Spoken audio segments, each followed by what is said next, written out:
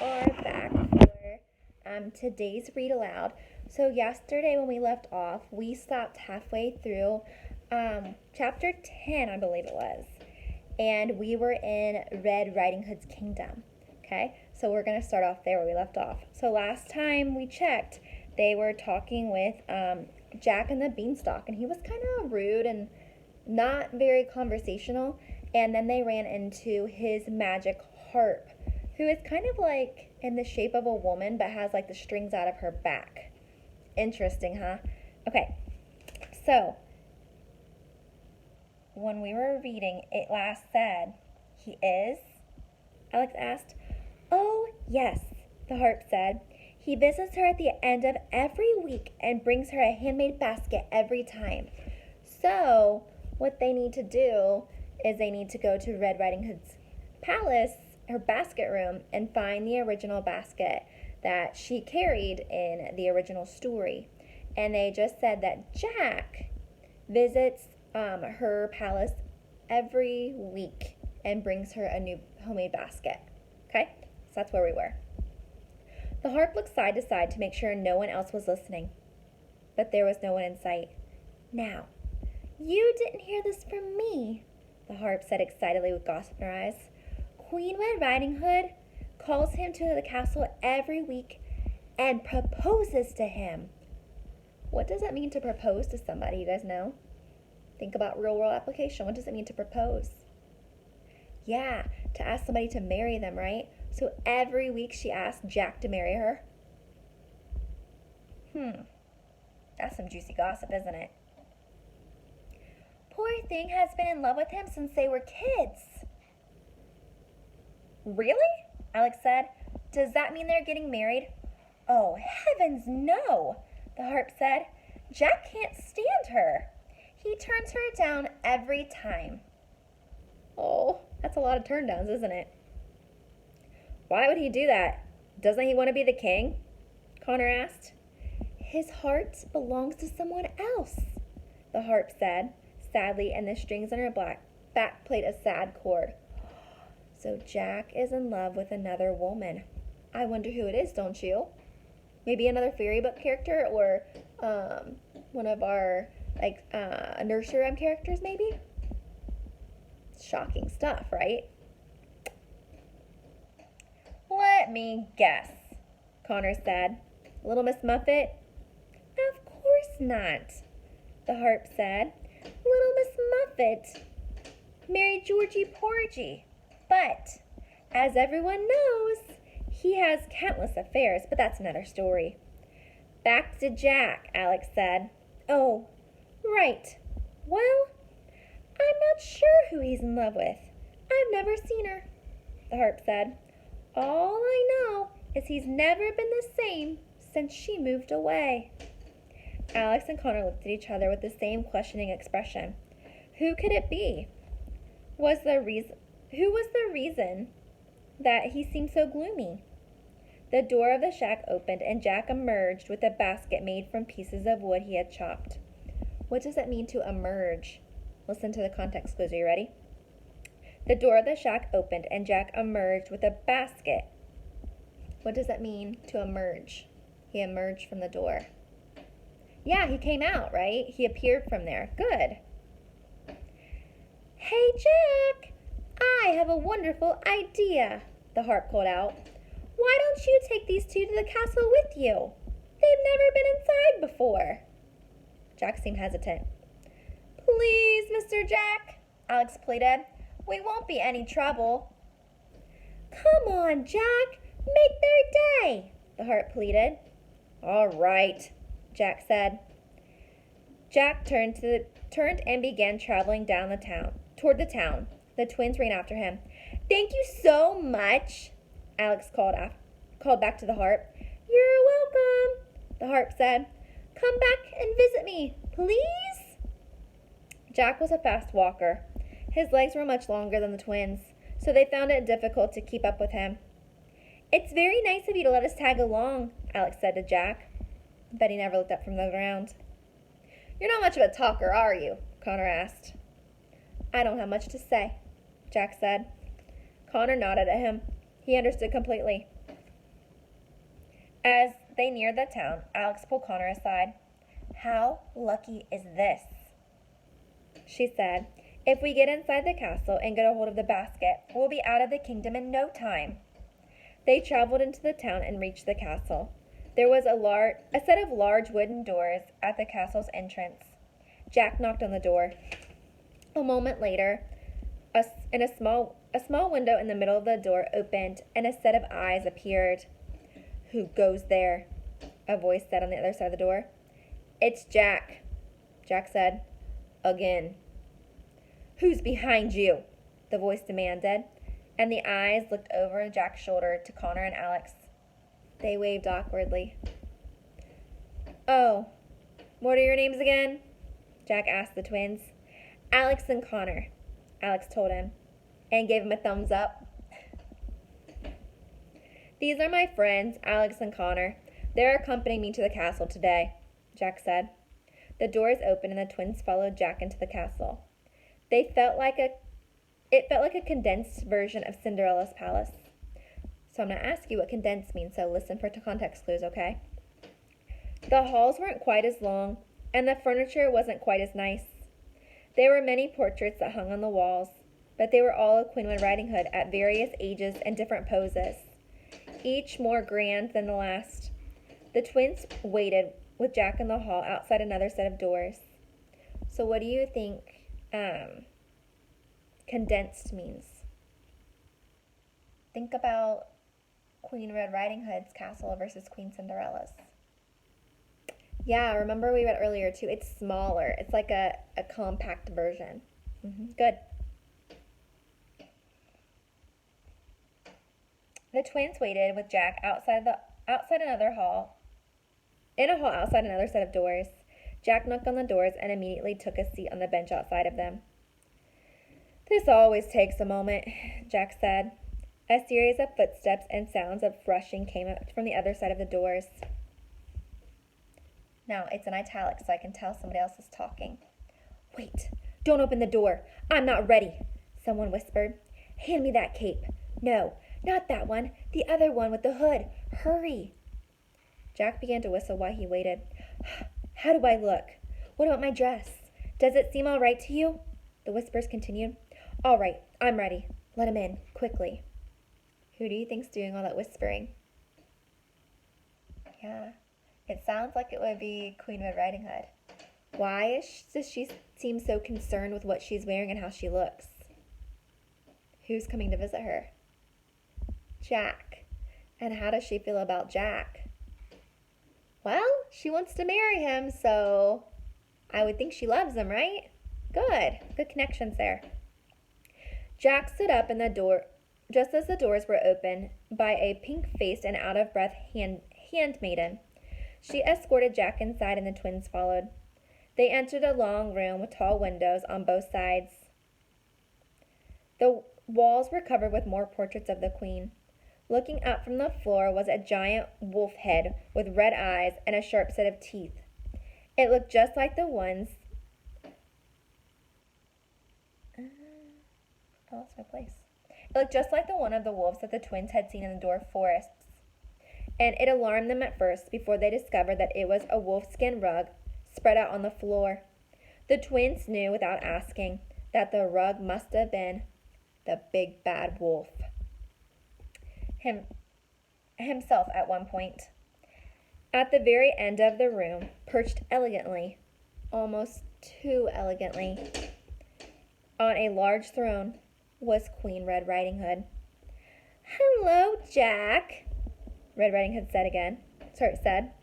Red Riding Hood was a very pretty young woman, around the same age as Jack. She had bright blue eyes and blonde hair that was done up glamorously behind her crown. She wore a long red gown with a matching hooded cape and a pink corset. She wore a necklace with a massive diamond. Her shoulders were completely bare, and she wore a pair of long gloves with a dozen sparkly rings on her fingers. She was showing too much skin, wearing too much makeup, and was dressed too well for the middle of the day. "Hello, Red," Jack said. "What a surprise! I wasn't even expecting you," she said. "Uh-huh," said Jack. And I see you brought guests? Red asked. She was not happy to see that Jack was not alone. Yes, this is Connor and Alex, Jack said. Hello, Alex said bashfully. What's up, Red? Connor said, and then was elbowed by his sister. Hello, Red said behind a very clenched and fake smile. Welcome to my castle.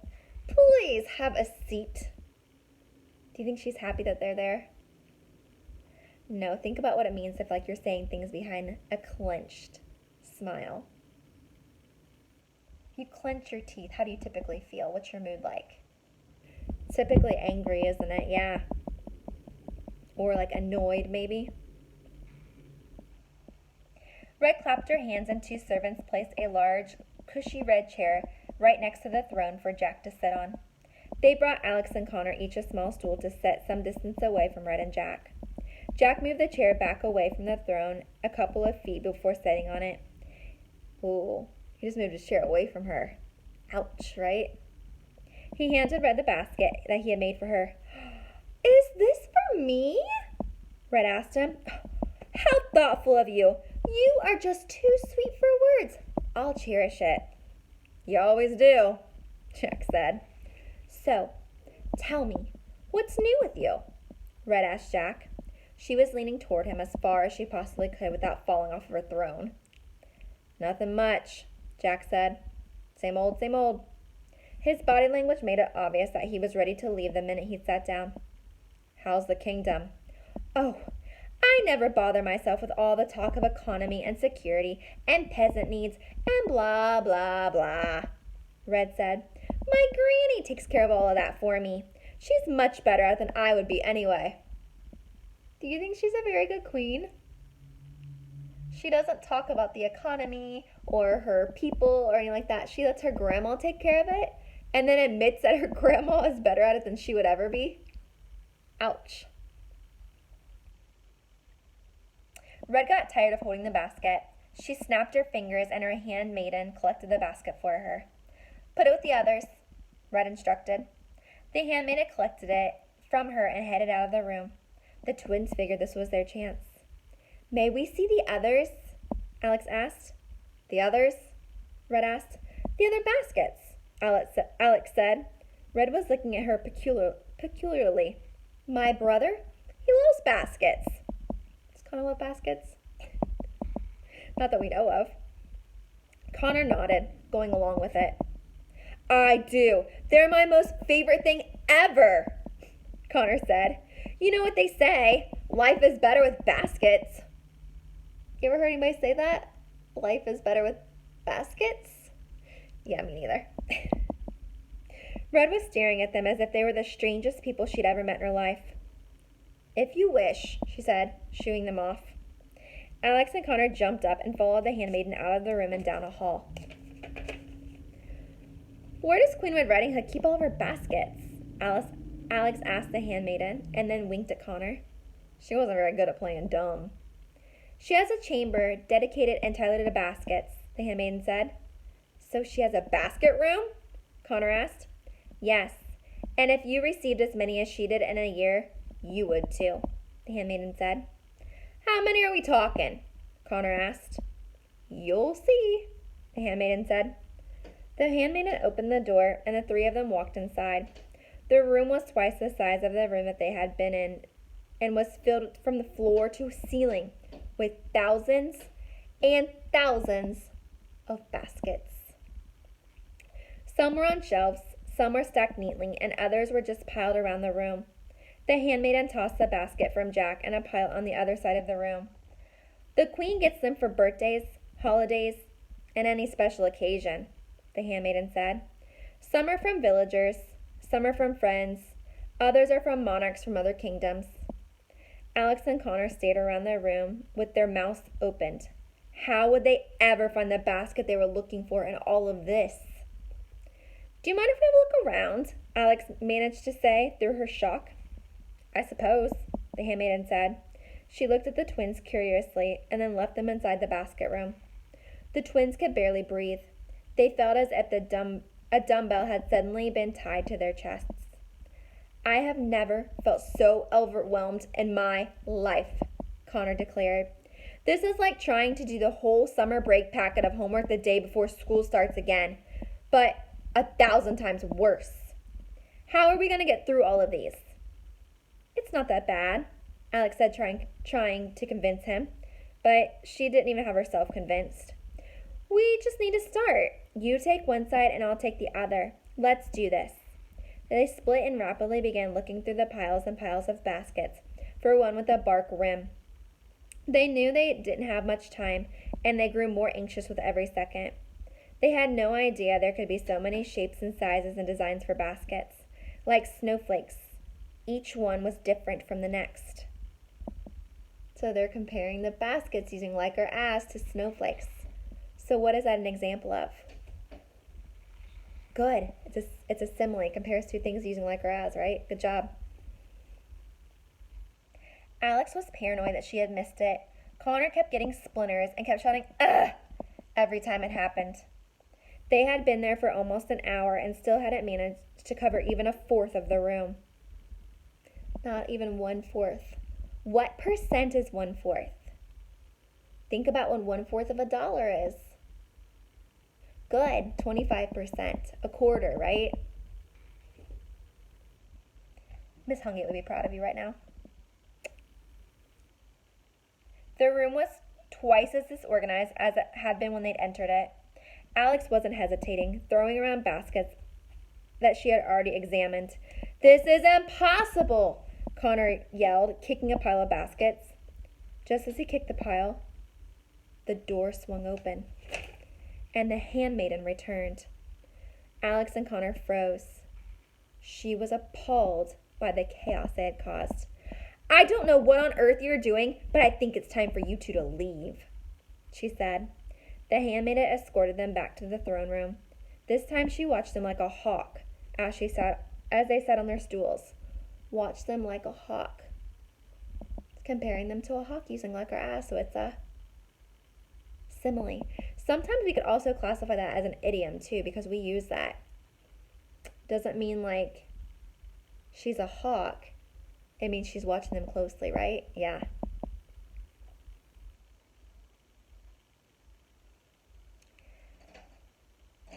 Queen Red Riding Hood was literally hanging off of the throne and grabbing hold of Jack's chair as she talked to him.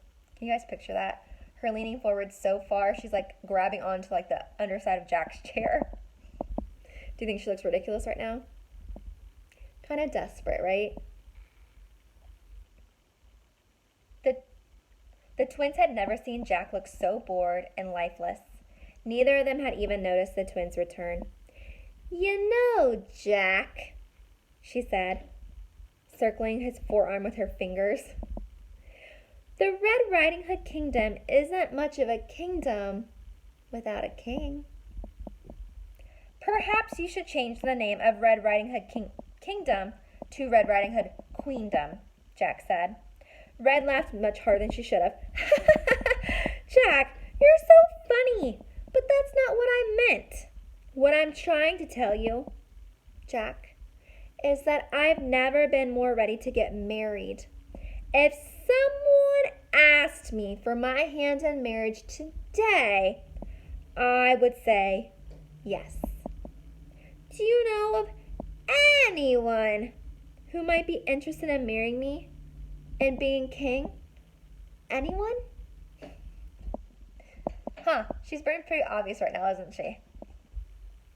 A white dove suddenly flew by one of the windows on the outside and sat on the window ledge.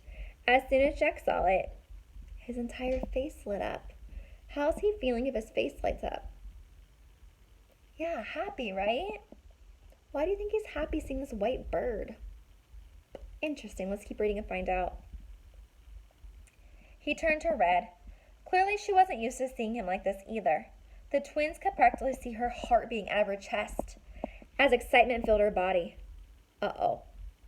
Why does she think he's happy? Because of her, right? But is he? Was he going to propose? Guys, is Jack going to propose to Red? Was this the moment she'd been waiting for so long? Red, Jack said. Yes, Jack, Red said. I have to go, Jack said, jumping up and heading out of the throne room. Red almost fell off of her throne. Go, she said. Go where? Home, Jack called out, not even looking back at her. See you next week. Red crossed her arms and pouted. He was the only thing preventing her from having everything. The twins felt it was best for them to leave with Jack, so they followed him out of the castle. It was wonderful meeting you, Alex, Connor, Jack said and shook their hands. Likewise, Alex said. Thanks again for taking us to the castle. My pleasure. I hope to run into you someday soon, Jack said, and then headed in the direction of his home with a new bounce in his step. It was very strange. Jack was now acting like the person Alex had always thought he would be. What is this guy's deal? How does someone go from a zombie to a camp counselor in the matter of seconds? Connor asked. I don't know, Alex said, looking at him as he walked away. He's a very odd man. Looks like we'll be sneaking into the castle after all, Connor said, and slumped into the seated position on the ground. At least we know what to expect tonight. And we already went through a good portion of the baskets, Alex said. We just have to wait until midnight. And in the meantime, I could really use a nap, Connor said. The twins traveled up the street and booked a room at the Shoe Inn. Their room had a perfect view of Red Riding Hood's castle. It was somewhere near the shoe's tongue because of a set of laces crossed through one of their walls. That would be interesting, wouldn't it? The room also had a working bathtub, and they both took turns using it, since they hadn't been able to bathe in so long. That was the best bath I've ever had, Connor said. They both decided to rest for a little bit, and soon their bodies touched the bed. They both fell into a deep sleep. They slept for a few hours and woke up shortly before midnight. What's our game plan for tonight? Connor said. It'll be the first time we'll ever be breaking and entering anywhere, so I'm extra anxious. Let's take into account everything we have now, Alex said, and dumped out the contents of their bag onto the floor. We have 2 blankets, a bag of golden coins, a dagger, a lock of Rapunzel's hair, a glass slipper, a map, a journal, a satchel of food, Alex listed. We can use that dagger to cut a chunk of wood from the basket, but it's going to be dark. We'll need some light. Let's take these lanterns, Connor said, and gathered lanterns that were at the side of the bed. Great, Alex said. We should plan on leaving the kingdom right after, just in case we run into some trouble. We'll head to the east entrance of the kingdom, and that'll bring us close to the border of Fairy Kingdom. Connor lowered his head. I was so looking forward to coming back to this bed. At midnight, Alex and Connor gathered all of their things, lit their lanterns, and left the Shoe Inn. They walked across the town to the castle. It was so quiet at night. Not even farm animals were up this late. They hid behind Humpty Dumpty's wall and watched through the castle windows as the guards patrolled the halls. Just a few more minutes and they'll leave, Alex said. A few minutes later, they saw fewer and fewer guards walk past the window. Are they gone now? Connor asked. They must be, Alex said. Let's go. They ran around the back of the castle and saw a large kitchen through a set of windows. They hopped across the moat. They knew they'd be able to, and pulled at the window. Just like the journal had said, it didn't have a lock and it opened easily. Alex and Connor crawled into the kitchen first. She was as quiet as possible. The only sound she made came from the intense beat of her heart.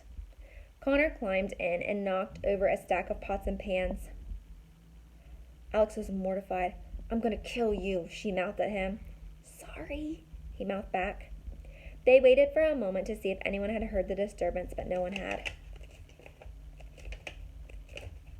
Guys, this might have to be broken into 3 days. This is 1, 2, 3, 4, 5, 6, 7, 8, 9, 10, 11, 12. Well, I can try it. We still have 12 pages left. It's just going to be a long one. They waited for a moment to see if anyone had heard the disturbance, but no one had. The twins left the kitchen and found themselves in the hallway with, to no surprise, more portraits of Red Riding Hood. That Red Riding Hood sure loves to have her portrait painted, Connor said. Maybe there are so many paintings of her because she's the first monarch the kingdom has ever had. So she doesn't have the history of the charming kingdom that has, Alex said. So what's a monarch? She's the first monarch. Yeah, monarch is like royalty. Think good. Because they're talking about the monarch in the charming kingdom versus the monarch in Red Riding Hood kingdom. Or she's just a self-absorbed twit, Connor said. They traveled down the hall, then another one, and then up a set of stairs and down another hall. Do you know where you're going? Connor asked. I thought I was following you, Alex said. What? Since when do you follow me? Connor asked. A shadow was creeping toward them from down the hall.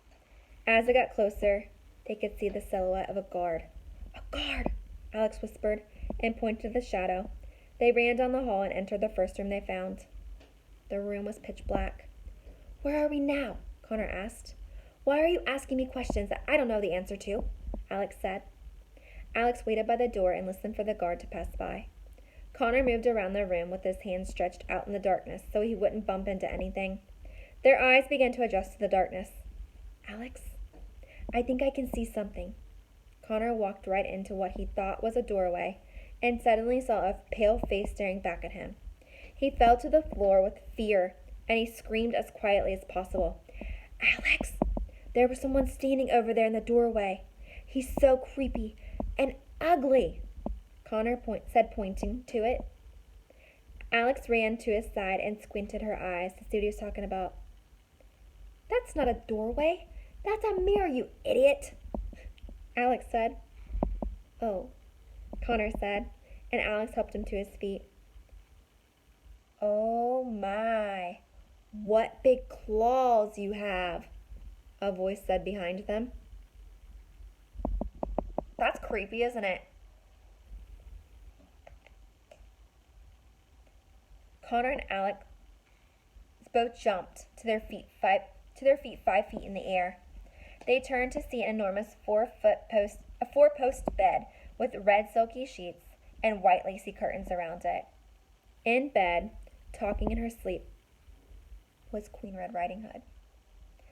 We're in Queen Red Riding Hood's bedroom, Connor whispered to Alex. Oh my, what a big nose you have, Grandma, Red said, very much asleep. Is she having a nightmare? Connor asked.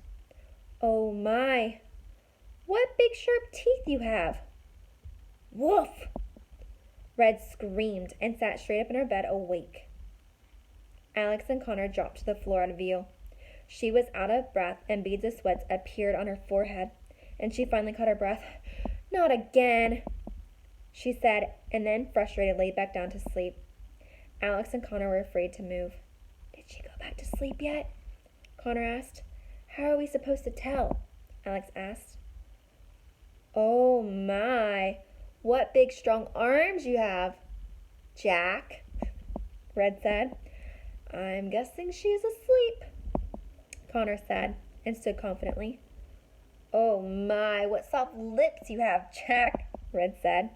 Let's get out of here before he heard her describe anything else, Connor said. They emerged back into the hall and traveled around the castle for a while longer. All the halls looked so familiar, it seemed impossible to find the basket room. Every time they thought they'd found the right door, they found themselves in another drawing room, or another dining room, or another ballroom. Let's find the entrance and retrace our steps to the throne room, Alex began, but Connor interrupted her. No need. The baskets are in there, he said, and pointed to a door beside them. How do you know? Alex asked. Because I remember the portrait of Red being next to the basket room, Connor said. He pointed to a portrait where Red Riding Hood was barely clothed with only a wolfskin coat to cover her. Alex gave Connor a really dirty look. What? It's memorable. They pushed the door open and found the room they had spent the entire afternoon in earlier. Let's take it from where we left off, Alex said, and she and Connor split up and headed to the areas they had last searched. It had been hard during the day, and it was even harder at night, since they had only the light from their lanterns to go by. After a few hours of searching, their anxiety levels were as high as Jack's beanstalk. They're comparing their anxiety to the height of Jack's beanstalk. What is that? It's a simile they use like or as. Good. Suddenly, the twins heard a loud clink. What type of figurative language is clink? It's a sound word. Good. Onomatopoeia. What was that? Alex said. Alex, look up there, Connor said, pointing to a window. On the window ledge was a shiny X-shaped object. What is that? Alex asked. It's a grappling hook, Connor said. It jerked slightly in a consistent pattern. I think someone's climbing up. Hide! Who would be trying to break into the castle? Have we met somebody that would also be trying to break into the castle?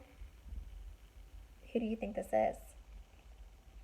They left their lanterns on the ground and dove behind the pile of baskets.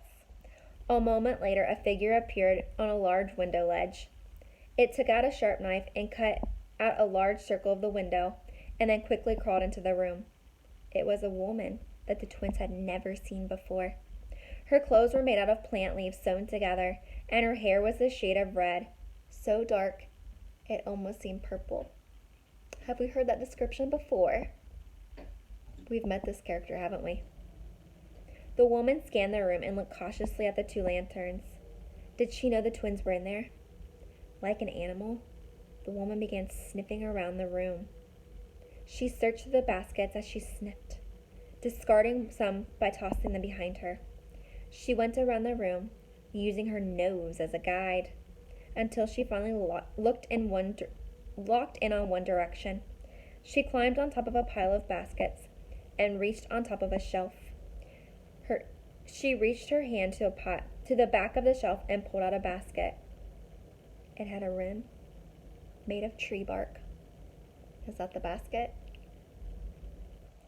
Alex and Connor looked at each other. There it is. The woman carved a big chunk out of the bark of the basket and tucked it away safely in her belt. She put the basket back on the shelf and climbed down the pile of baskets and headed for the window. She was about to climb through the window when she heard an "Ah!" coming from the other side of the room. Who do you think that was? Connor had given himself another splinter from hiding behind the baskets.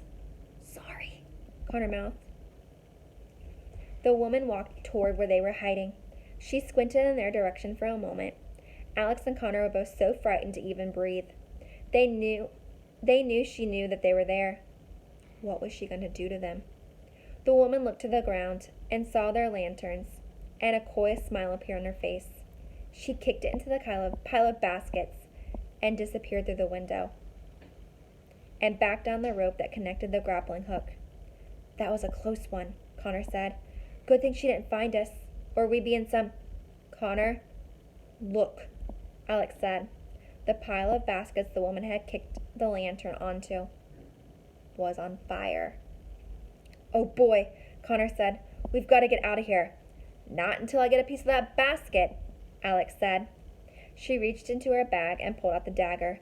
She ran up the pile of baskets to the top shelf, just as she had seen the woman do. She wasn't as tall as the woman, so she had to reach further to get it. Alex, hurry, Connor said. The fire was growing and spreading around the room to different piles and stacks of baskets. He tried blowing the fire out, but it didn't work. These were large flames, not birthday candles. Alex had to climb up onto the shelf to reach the basket, but she finally got her fingers wrapped around it. Gotcha, Alex said, pulling it out. The bark around the rim had 2 chunks missing from where whoever had written the journal, and the other from whoever this woman was. Alex sank her dagger into the basket and began cutting a piece of it. Alex, unless you want to leave this place extra crispy, I suggest you hurry, Connor yelled. Half the room was ablaze. It was becoming unbearably hot inside the room. Dark smoke was filling the air, making it hard to breathe. I got it, Alex said and made her way down to Connor. The flames had covered the door that they'd entered from. How do we get out of here? Alex yelled. The sound of running footsteps came down the hall from outside the door. Through the flames, the twins could see faces of several alarmed guards. Fire! Fire in the castle! The guard yelled. Get the queen to safety! Get water! Another guard pointed directly at the twins. You two, stay where you are. Not likely, Connor yelled. He picked up a particular heavy basket and threw it at the window, causing it to shatter. He grabbed his sister's hand and pulled her toward it. They breathed in the fresh air from outside. Look, the watermill's right below us, Connor said. He started climbing out the window and down toward it. He helped his sister out the window too, and they climbed down the watermill together. Halfway down, the flames burst through the window in the basket room. The entire room was an inferno. The watermill began to turn from the twins' weight, and they fell straight into the moat, which wouldn't have been such a rough landing if the moat had been deeper than 3 feet. The twins clambered out of the moat and began running as fast as they could away from the castle. No guards or soldiers were chasing them. They must all have been inside the castle trying to put out the fire. Alex and Connor ran out of town and were on their way toward the eastern gate of the Red Riding Hood Kingdom in a matter of minutes. They only looked back once and saw that almost half the castle was now on fire. A thick trail of smoke filled the sky. Was that the 4th or 5th time we've nearly escaped death this week? Connor said. Who was that woman? Alex asked.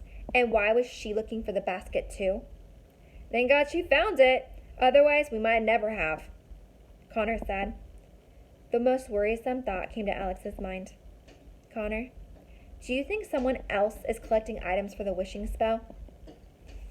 He had to think about it, but he could see it was just as troubling for him as it was for her.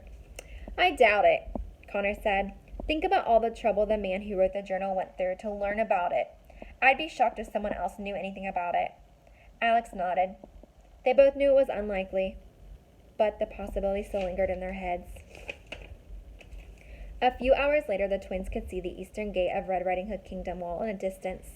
The guards must have extinguished the fire of the castle because there was no smoke filling the air. The night sky was the darkest just before dawn. As they reached the gate, they could still see something moving near it. Spooked from earlier events, Alex and Connor dove behind a bush and watched from afar. It was a man pacing near the gate. He was tall and seemed young. There was something oddly familiar about him. Is that Jack? Alex asked. Connor took a closer look. It is! What is he doing all the way out here? Suddenly, a hooded figure came into view from the other side of the gate. Who's that? Connor asked. Jack approached the gate carefully. There was so much tension between him and whoever it was on the other side of the gate that the twins could feel it. He had been waiting for whoever it was all night. Hello, Jack, the hooded figure said. Hello, Goldie, Jack said. Who's Goldie? Have we met her before? Goldilocks, right? As the twins realized who it was, Goldilocks. She was wearing the dark maroon coat they had seen her in the dwarf forest. How do they know each other? Alex asked. Connor shook his head. No idea. I saw your dove, Jack said. I knew you must have sent it. I did, Goldilocks said. I knew you would recognize it. Doves are hard to train these days. The twins could tell from the way that they were standing that Goldilocks and Jack had so much to say to each other, but they said very little. Instead, they stared into each other's eyes, with their bodies pressed against the bars between them. I hate these bars between us, Jack said. It's either the bars of this gate or the bars of a prison cell, I'm afraid, Goldilocks said. I worry about you constantly, Jack said. I'm a big girl. I can take care of myself, Goldilocks said. Do we think we know who Jack is in love with? I wish you would let me come with you, Jack said. You know I'd pack my things and leave right now if you would let me. No sense in ruining 2 lives, Goldilocks said. You'll find somebody else someday. You've been saying that since you left, and yet here I am, year after year, meeting you in the shadows, Jack said. She's the one he's in love with, Alex said, putting the pieces together. She's the reason that Jack won't marry Red Riding Hood. She's the girl with the harp was telling us about. Oh, Connor said. This is like a soap opera. Jack placed his hand over Goldilocks' hand. I swear, if I ever find the person who wrote that letter, I'll kill them, Jack said. They're the reason for this whole mess. What's done is done, and it can never be undone, Goldilocks said. She and Jack were touching foreheads through the bars. One day I'll clear your name, Jack said. I promise, and then we can be together. Clear my name, Goldilocks said and backed away from him. I'm a fugitive, Jack. I steal. I run. I even kill when I have to. No one can clear my name from that. That's who I am. It's what I've become. It didn't start off as your fault, and you know it, Jack said. Goldilocks grew silent. I love you, Jack, and I know you love me. You don't have to say it back. I just know. I'm a criminal, and you're a hero, Goldilocks said with teary eyes. A flame